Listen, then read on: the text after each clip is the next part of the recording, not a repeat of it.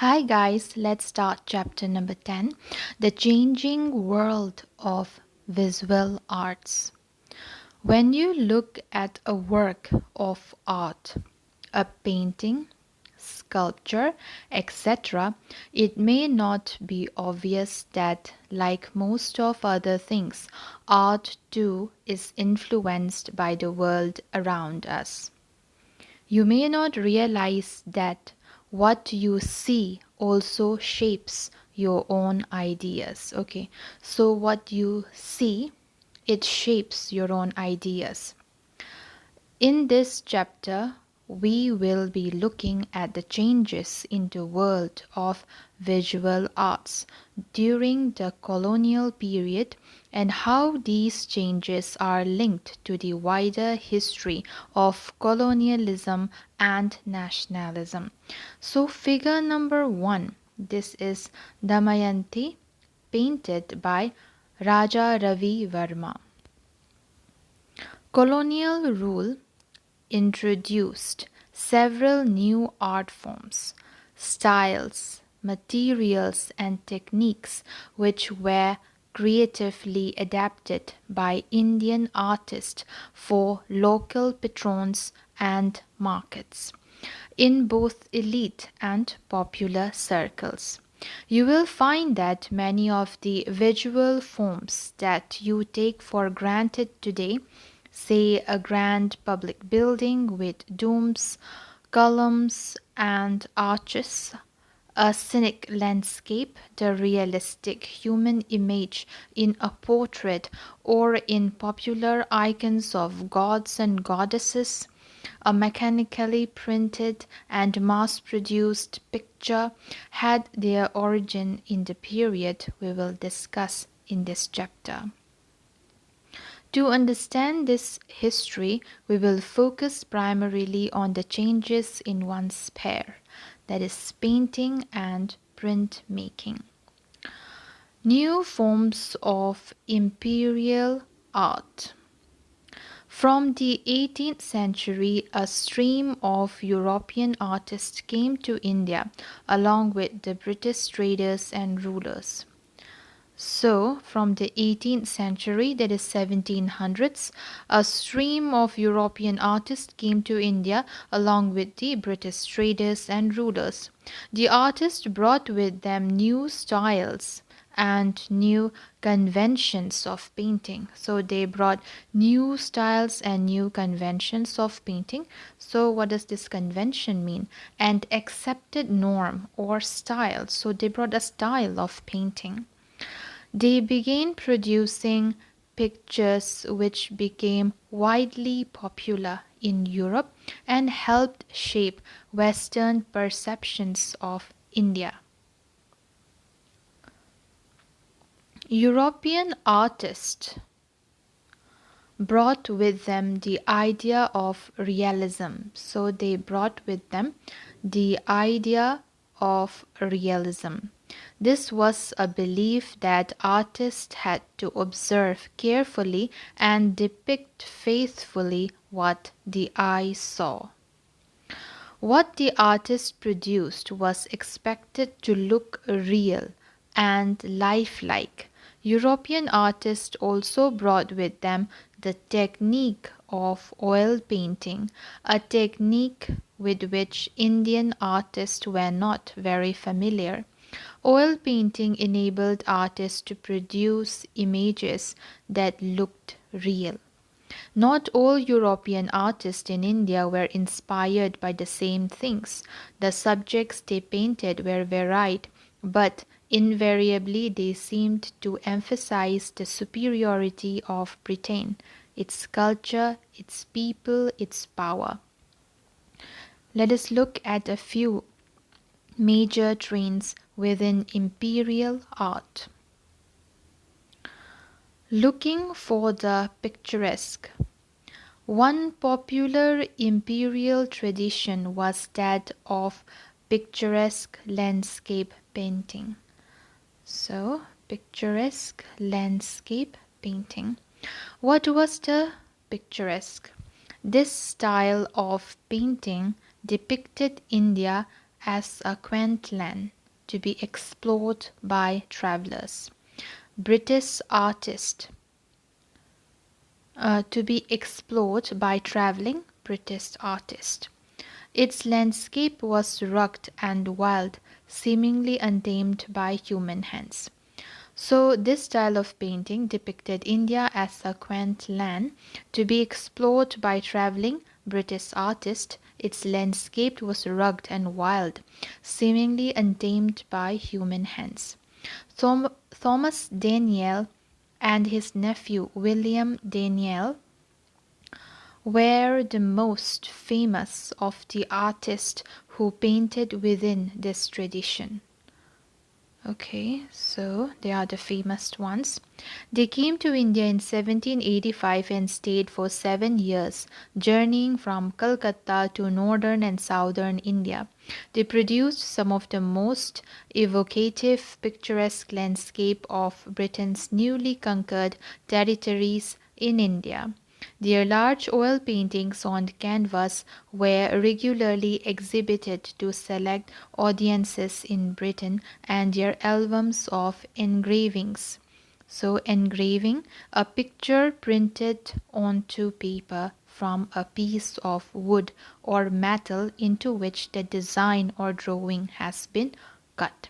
So, and their albums of engravings were eagerly bought up by a British public keen to know about Britain's empire.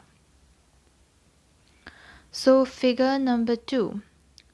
This is the ruins on the banks of the Ganges at Gazipur, painted by Thomas Daniel. It's an oil painting, 1791. Figure number 2 is a typical example of a picturesque landscape painted by the Daniels. Notice the ruins of local buildings that were once grand. The buildings are reminders of past glory, remains of an ancient civilization that was now in ruins. It was as if this decaying civilization would change and modernize only through British governance. So the next image, figure 3, Clive Street in Kolkata, drawn by Thomas and William Daniel, 1786. This image of British rule bringing modern civilization to India is powerfully emphasized in the numerous paintings or pictures of late 18th century Calcutta drawn by the Daniels. In these drawings, you can see the making of a new Calcutta with wide avenues, majestic European-style buildings, and new modes of transport, which is shown in Figure 3. There is life and activity on the roads. There is drama and excitement. Look carefully at figures 2 and 3. See how the Daniels contrast the image of traditional India with that of life under British rule.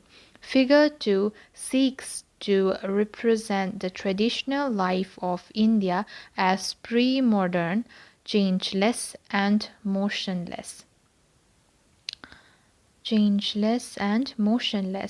Typified by fakirs, cows, and boats sailing on the river. Figure 3 shows the modernizing influence of British rule by emphasizing a picture of dramatic change.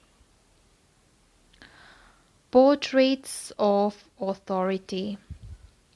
Another tradition of art that became immensely popular in colonial India was portrait painting. So, what is this portrait? It's a picture of a person in which the face and its expression is prominent. So the rich and the powerful, both British and Indian, wanted to see themselves on canvas. Unlike the existing Indian tradition of painting portraits in miniature, colonial portraits were life size images that looked lifelike and real. The size of the paintings itself projected the importance of the patrons who commissioned these portraits. This new style of portraiture also served as an ideal means of displaying the lavish lifestyles, wealth, and status that the empire generated. So, portraiture, the art of making portraits. Then we have as portrait painting became popular, many European portrait painters came to India in search of profitable commissions. So they came to India in search of profitable commissions. So, commission to formally choose someone to do a special piece of work, usually against payment. One of the most famous of the visiting European painters was Johann Joffany. He was born in Germany, migrated to England, and came to India in the mid 1780s for 5 years. Figures 3 and 4 are two examples of the portraits that Joffany painted. So, figure 3 and 4. Figure 4 is this portrait of Governor General Hastings with his wife in their Belvedere estate, painted by Johann Joffany. Oil 1784. Notice the grand colonial mansion in the background. And number 3, which he painted, it would be this. No, this is painted by William Daniel. So figure 3 and 4 are two examples. And this one, okay, it must be 4 and 5. The Oriel and Dashwood families of Calcutta, painted by Johann Joffny. Oil 1784. Thomas Dashwood was married to Charlotte Loisia L'Oriel. Charlotte Loisia Oriel. Here you see them entertaining their friends and relatives. Notice the various servants serving tea. So it would be figure number 4 and 5 are two examples of the portraits that Joffny painted. Notice the way figures of Indian servants and the sprawling lawns of colonial mansions appear in such portraits. See how the Indians are shown as submissive, as inferior, as serving their white masters. Inferior. While the British are shown as superior and imperious, they flaunt their clothes, stand regally, or sit arrogantly, and live a life of luxury. Indians are never at the center of such paintings. They usually occupy a shadowy background. Many of the Indian Nawabs too began commissioning imposing oil paints, imposing oil portraits by European painters. You have seen how the British posted residents in Indian courts and began controlling the affairs of the state, undermining the power of the king. Some of these Nawabs reacted against this interference. Others accepted the political and cultural superiority of the British. So some reacted and others accepted. Then they hoped to socialize with the British and adopt their styles and taste. Muhammad Ali Khan was one such Nawab. After a war with the British in the 1770s, he became a dependent pensioner of the East India Company, but he nonetheless commissioned two visiting European artists, Tilly Cattle and George Willison, to paint his portraits and gifted these paintings to the King of England and the directors of the East India Company. The Nawab had lost political power, but the portraits allowed him to look at himself as a royal figure. Look at the painting by Willison, figure 6. Notice the way the Nawab poses and how he asserts his majesty. Okay, so this is the painting. Figure 6, Portrait of Nawab Muhammad Ali Khan of Arcot, painted by George Willison. It's in oil, 1775. So, painting history. There was a third category of imperial art called history painting. This tradition sought to dramatize and recreate various episodes of British imperial history and enjoyed great prestige and popularity during the late 18th and early 19th centuries. British victories in India served as rich material for history painters in Britain.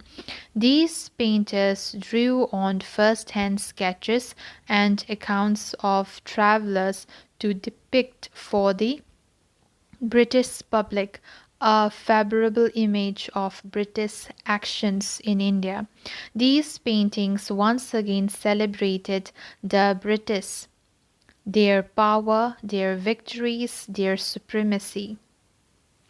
One of the first of these history paintings was produced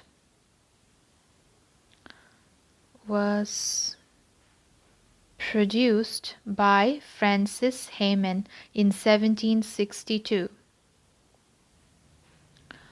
and placed on public display in the Vauxhall Gardens in London. Figure 7.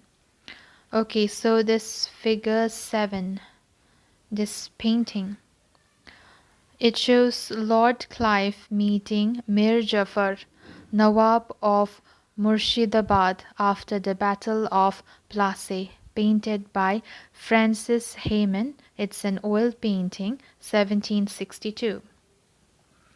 The British had just defeated Siraj-ud-Dowlah in the famous Battle of Plassey and installed Mir Jafar as the Nawab of Murshidabad. It was a victory won through conspiracy, and the traitor Mir Jafar was awarded the title of Nawab. In the painting by Hayman, this act of aggression and conquest is not depicted. It shows Lord Clive being welcomed by Mir Jafar and his troops after the Battle of Plassey. So we have another painting, figure 8, the storming of Seringapatam, painted by Robert Kerr Porter. Panorama in oil, 1800. The celebration of British military triumph can be seen in the many paintings of the Battle of Seringapatam. Now, Srirangapatnam. Tipu Sultan of Mysore, as you know, was one of the most powerful enemies of the British. He was finally defeated in 1799 at the famous Battle of Seringapatam. Notice the way the battle scene is painted in figure 8. The British troops are shown storming the fort from all sides, cutting Tipu's soldiers to pieces, climbing the walls, raising the British flag aloft on the ramparts of Tipu's fort. It is a painting full of action and energy. The painting dramatizes the event and glorifies the British triumph. Imperial history paintings sought to create a public memory of imperial triumphs. Victories had to be remembered, implanted in the memory of people both in India and Britain. Only then could the British appear invincible and all powerful.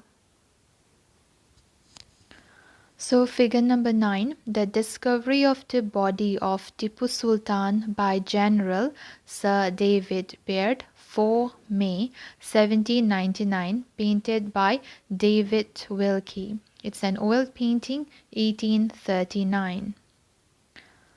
Okay, look at the way General Baird, who led the British army that stormed Tipu's fort, is shown standing triumphantly in the middle. The lantern lights up Baird, making him visible to the spectator. Tipu lies dead, left corner, his body hidden in semi-darkness. His forces are defeated, his royal clothes torn and stripped off. The painting seems to announce this is the fate of those who dare to oppose the British. What happens to the court artist? What happened to artists who earlier painted miniatures? How did the painters of Indian courts react to the new traditions of imperial art? We can see different trends in different courts. In Mysore, Tipu Sultan not only fought the British on the battlefield but also resisted the cultural traditions associated with them. He continued to encourage local traditions. So he continued to encourage local traditions and had the walls of his palace at Serangapatam covered with mural paintings done by local artists. So what is this mural? It's a wall painting. Figure 10 shows you one of these.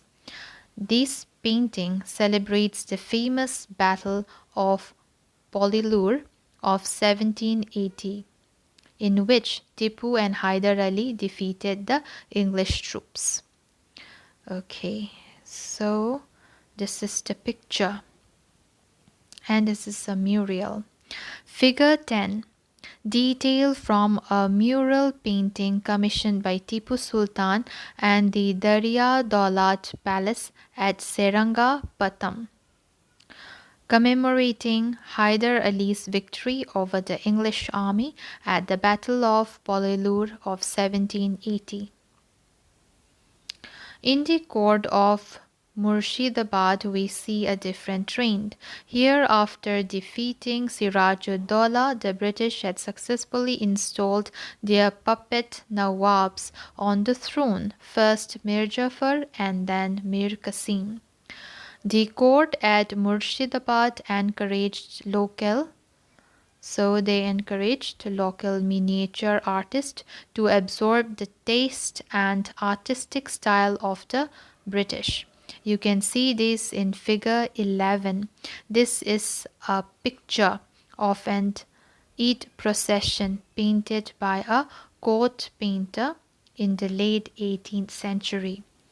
So the painting, figure 11. So this is figure 11. Nawab Mubarak-ud-Daulah of Murshidabad at an Eid procession, a miniature copy by a local court painter of an oiled painting by the visiting British artist G. Farrington, 1799 to 1800. So Notice how local miniature artists at Murshidabad began adopting elements of European realism. They use perspective, which creates a sense of distance between the objects that are near and those at a distance. They use light and shade to make the figures look lifelike and real. So they use perspective and they use light and shade. So, what is this perspective? The way that objects appear smaller when they are further away, and the way parallel lines appear to meet each other at a point in the distance. With the establishment of British power, many of the local court lost their influence and wealth. They could no longer support painters and pay them to paint for the court. How could the artists earn a living? Many of them turned to the British. So, at the same time, British officials who found the world in the colonies different from that back home wanted images through which they could understand India, remember their life in India, and depict India to the Western world. So we find local painters producing a vast number of images of local plants and animals, historical buildings and monuments, festivals and processions, trades and crafts, caste and communities.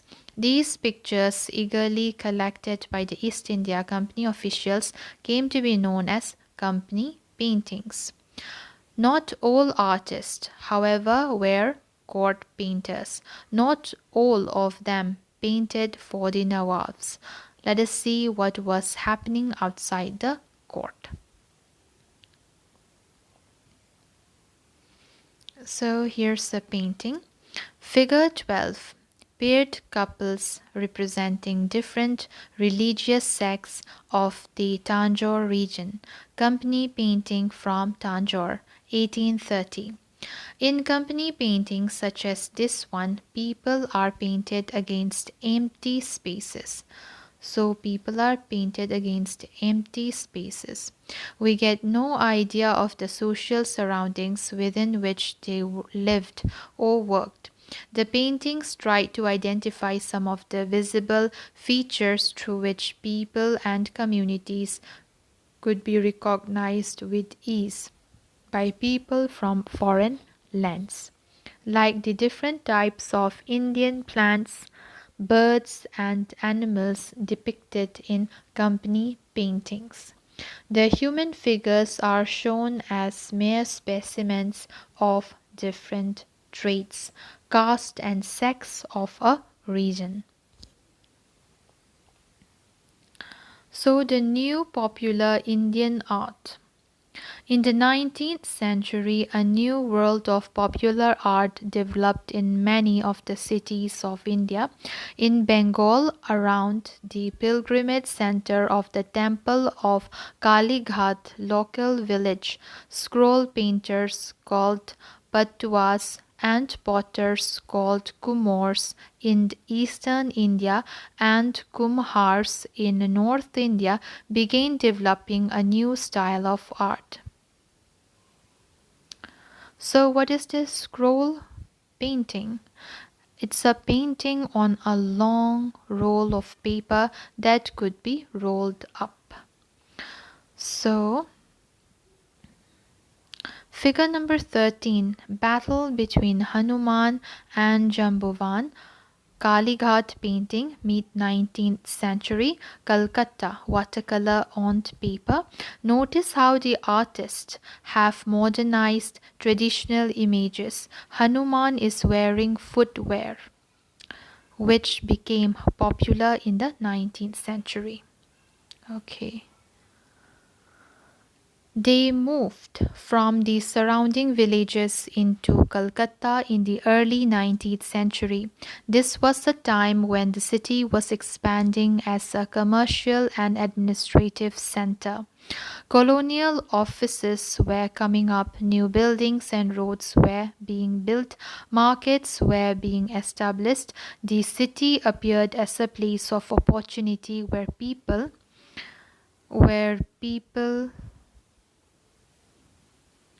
where people could come to make a new living. Village artists too came and settled in the city in the hope of new patrons and new buyers of their art. Before the 19th century, the village patuas and kumors had worked on mythological themes and produced images of gods and goddesses. So they had earlier produced images of gods and goddesses. On shifting to Kalighat, they continued to paint these religious images. Traditionally, the figures in scroll paintings looked flat, not rounded. Now, Kalighat painters begin to use shading to give them a rounded form to make the images look three dimensional. Yet the images were not realistic and lifelike. In fact, what is especially to be noted in these early Kalighat paintings is the use of a bold, deliberately non realistic style where the figures emerge large and powerful with minimum of lines, detail, and colors. After the 1840s, we see a new trend within the Kalighat artist, living in a society where values, taste, social norms, and customs were undergoing rapid changes. Kalighat artists responded to the world around and produced paintings on social and political themes. Earlier, there were religious paintings, but now they paint on social and political themes. Many of the late 19th century Kalighat paintings depict social life under British rule. Often the artists mocked at the changes they saw around, ridiculing the new taste of those who spoke in English and adopted Western habits, dressed like sahibs, smoked cigarettes, or sat on chairs. They made fun of the westernized Babu, criticized the corrupt priest, and warned against women moving out of their homes. They often expressed the anger of common people against the rich and the fear many people had about dramatic changes of social norms. So, this figure 14, Englishmen on an elephant hunting a tiger, Kalighat painting, mid 19th century, Calcutta, watercolor on paper. This painting is a typical example of how patuas depicted English life in India. In the colonies, Englishmen loved to hunt. They saw hunting as a sport that could demonstrate their courage and manliness. Many of these Kalighat pictures were printed in large numbers and sold in the market. Initially, the images were engraved in wooden blocks. They were engraved in wooden blocks. The carved block was inked. So the carved block was inked, pressed against paper, and then the woodcut print. So this is the woodcut print that were produced were colored by hand. In this way, many copies could be produced from the same block. By the late 19th century, by the late 19th century, that is 1880s or 1890s, mechanical printing presses were set up in different parts of India, which allowed prints to be produced in even larger numbers. These prints could therefore be sold cheap in the market. Even the poor could afford them. Now even the poor could buy them. Popular prints were not painted only by the poor village Kalighat but was often middle-class Indian artists set up printing presses and produced prints for a wide market. They were trained in British art schools in new methods of life study, oil painting and printmaking.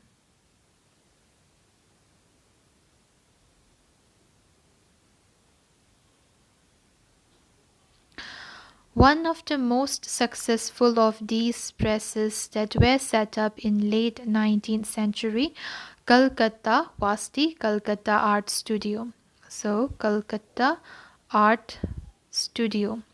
It produced lifelike images of eminent Bengali personalities as well as mythological pictures.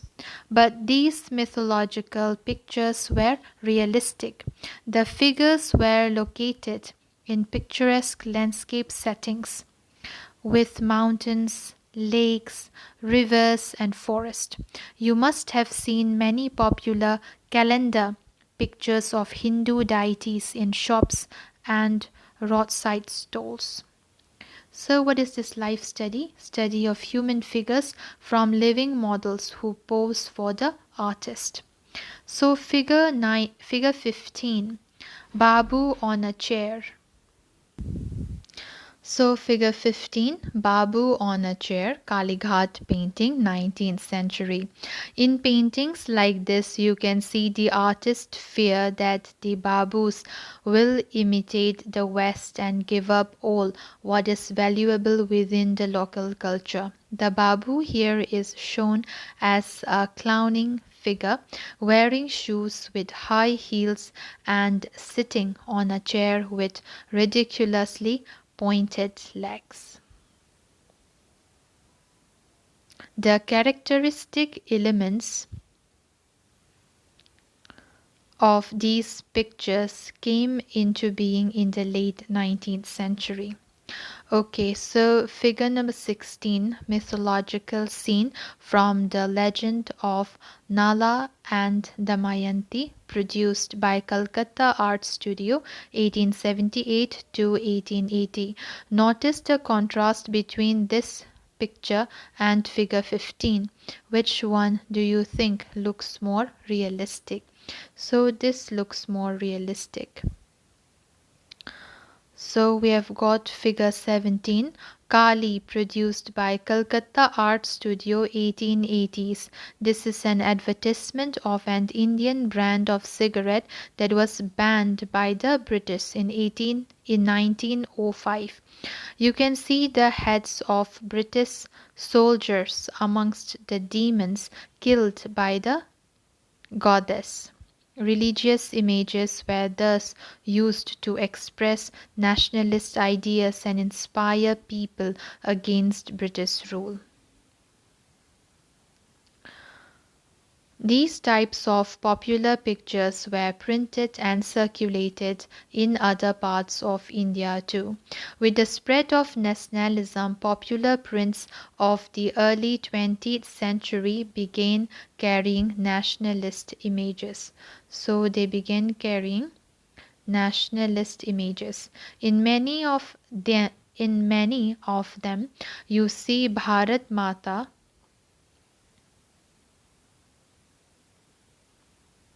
Okay. You see Bharat Mata appearing as a goddess carrying the national flag or nationalist heroes sacrificing their head to the Mata and gods and goddesses slaughtering the British. So this here is a figure or a painting. Figure number 18. Bharat Mata, a popular print.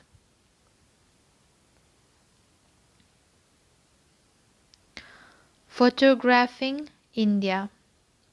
You have seen how European painters created a variety of images of India. Such images were being produced by photographers as well. By the mid 19th century, photographers from Europe began traveling to India. So, photographers began traveling to India, taking pictures, setting up studios, and establishing photographic societies to promote the art of photography. Some of them were portrait painters who began taking photographs of imperial officials, presenting them as figures of authority and power. Others traveled around the country searching for ruined buildings and picturesque landscapes, very much like some of the painters we have discussed. Yet others recorded moments of British military triumph. There were also those who recorded the cultural diversity of India in ways that tried to show how India was a primitive culture or a primitive country. So, figure 19, the horse regiment led by William Hudson, which played an important role in suppressing the 1857 revolt, photograph by Felice Berto, 1858. Notice the way the British officer is shown at the center, standing in an assertive and authoritative way while his soldiers gather around him. Figure 20. Sati Chora Ghat, Kanpur, photographed by Samuel Bourne, 1865. Samuel Bourne came to India in the early 1860s and set up one of the most famous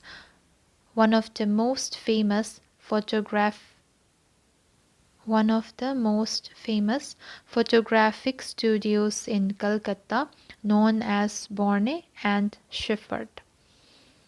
Compare this photograph with figure 2. Notice how the painter and the photographer are both fascinated by the image of ruins. So, figure 21, a nationalist demonstration in a Bombay street, photographed by Jagar. By the late 19th century, Indian photographers began taking pictures that often offer us a different image of India. They recorded the nationalist marches and meetings as well as the everyday life of the people. So, figure 22. This shows us Victoria Terminus, Bombay. The railway station was built between 1878 and 1887. New buildings and new styles. With British rule, architectural styles also changed. New styles were introduced as new cities were built, new buildings came up. Look at figure 22. The pointed arches in the building and the elongated structures are typical of a style known as Gothic. The new buildings that came up in the mid 19th century in Bombay were mostly in this style. Now compare this building with that in figure 23. The rounded arches and the pillars that you see were typical of another style that the British used in Calcutta.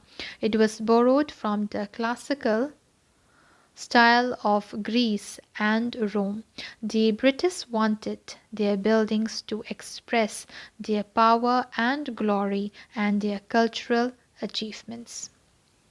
So, this is figure 23, Central Post Office, Calcutta, built in the 1860s. Search for a national art. Towards the end of the 19th century, a stronger connection was established between art and nationalism. Many painters now tried to develop a style that could be considered both modern and Indian. What could be defined as a national style. The art of Raja Ravi Varma. Raja Ravi Varma was one of the first artists who tried to create a style that was both modern and national. Ravi Varma belonged to the family of the Maharajas of Travancore in Kerala and was addressed as Raja. He mastered the Western art of oil painting and realistic life study but painted themes from Indian mythology. He dramatized on canvas scene after scene from the Ramayana and the Mahabharata, drawing on the theatrical performances of mythological stories that he witnessed during his tour of the Bombay presidency. From the 1880s, Ravi Varma's mythological paintings became the rage among Indian princes and art collectors who filled their palace galleries with his work. Responding to the huge popular appeal of such paintings, Ravi Verma decided to set up a picture production team and printing press on the outskirts of Bombay.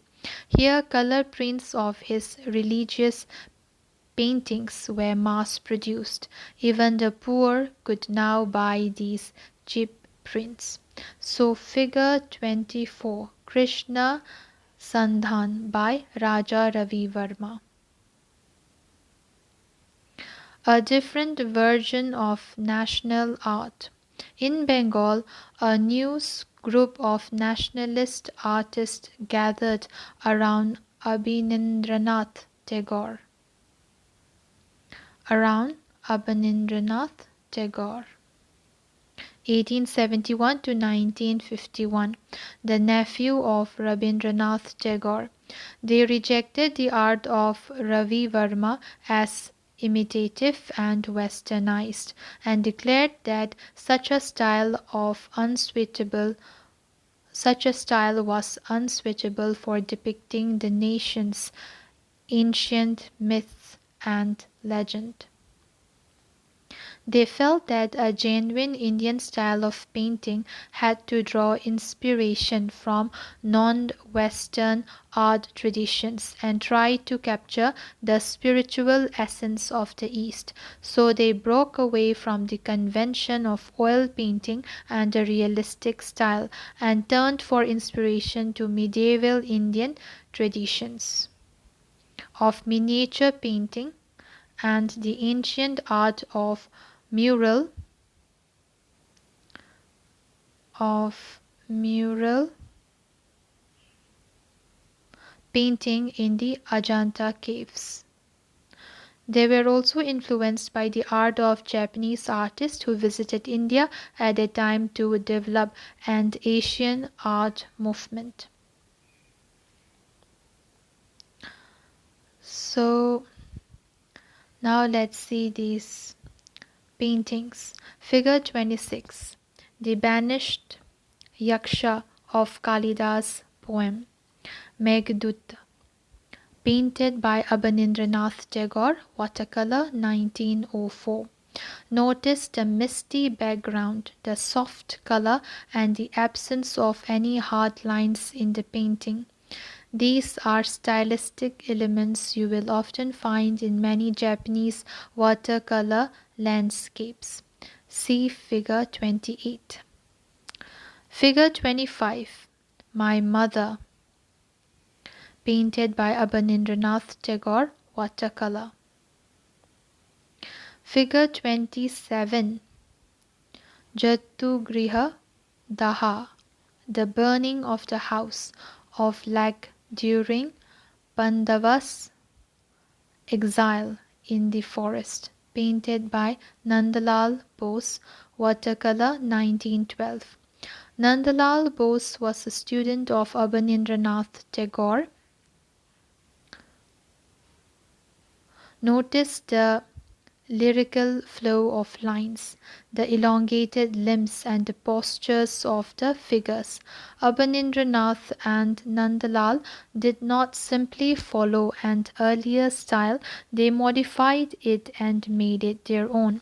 In this painting, you can see how Nandalal uses shading to give a three-dimensional effect to the figures. You will not find this in Ajanta paintings.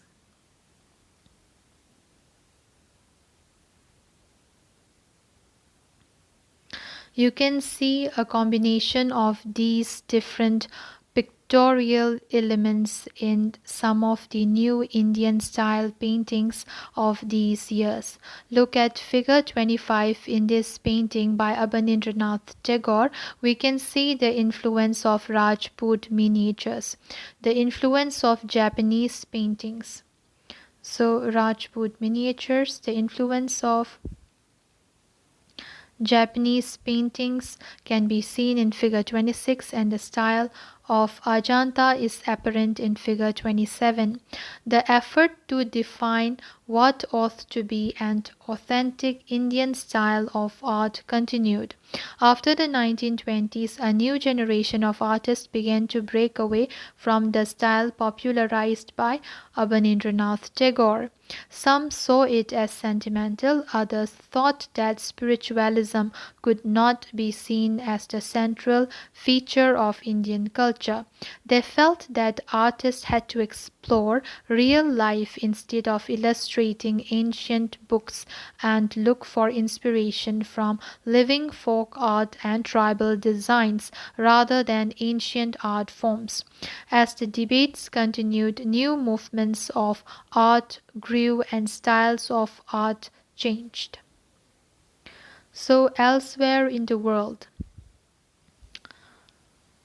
Kakuzo and the movement for an Asian art. In 1904, Okakura Kakuzo published a book in Japan called The Ideals of the East. This book is famous for its opening lines, Asia is one. Okakura argued that Asia had been humiliated by the West, and Asian nations had to collectively resist Western domination. Okakura researched on Japanese art and emphasized the need to save traditional techniques of traditional Japanese art at the time they were being replaced by Western style painting. He tried to define what modern art could be and how tradition could be retained and modernized. He was the principal founder of the first Japanese Art Academy. Okakura visited Santiniketan and had a powerful influence on Rabindranath Tagore and Abanindranath Tagore. Figure 28. Pine trees painted by Hasegawa Tohaku, 16th century. So now let's do fill in the blanks. So number A, the art form which observed carefully and tried to capture exactly what the eye saw is called realism. The style of painting which showed Indian landscape as a quaint, unexplored land is called picturesque landscape painting. Number C, paintings which showed the social lives of Europeans in India are called portrait painting. Paintings which depicted scenes from British imperial history and their victories are called history painting. So that's all guys. See you in my next video. Bye.